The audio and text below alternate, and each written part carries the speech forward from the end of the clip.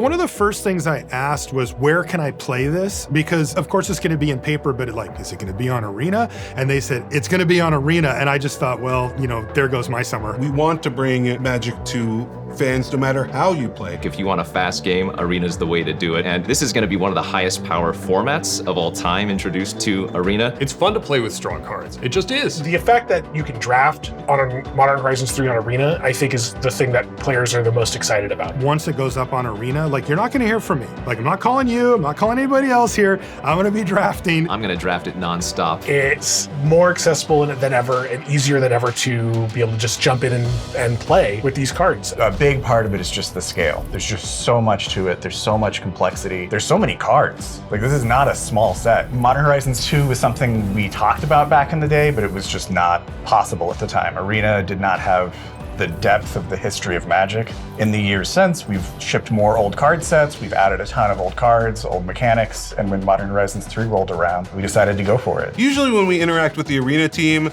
it's about we need to word things differently so it works on Arena. Magic Arena is a computer program and it needs things to be very specific and very particular. We want these cards to work on Arena, we want that interface to be smooth, we want the gameplay to be fast. Okay, what needs to change? Folks over on Studio X will regularly reach out and say, does this work? Is this something that Arena can handle? Here are the cards, do they work? Is this card possible? And then they dig in and they're like, okay, these ones work. And then other ones, they're like, this will never ever work in 100 million years. Please, please, please change this. Every once in a while we push back and ask for slightly different words, or is there a way we can get this effect as a trigger instead of a replacement effect, that kind of thing. To their credit, 99% of the cards we don't have to change. And the answer to, does this work, is yeah, good to go. But in those meetings, when we're going back and forth with Studio X, it's very much as Magic players. Everybody in the room wants the coolest cards possible, so how do we make that happen? We knew Modern Horizons 3 was coming when we designed Timeless, when we were putting all the pieces together and figuring out what we wanted Timeless to look like. We were sort of rethinking the way the Mastery Pass works for Modern Horizons 3, and it's going to function similarly to what players who go to Magic Fests or Magic Cons now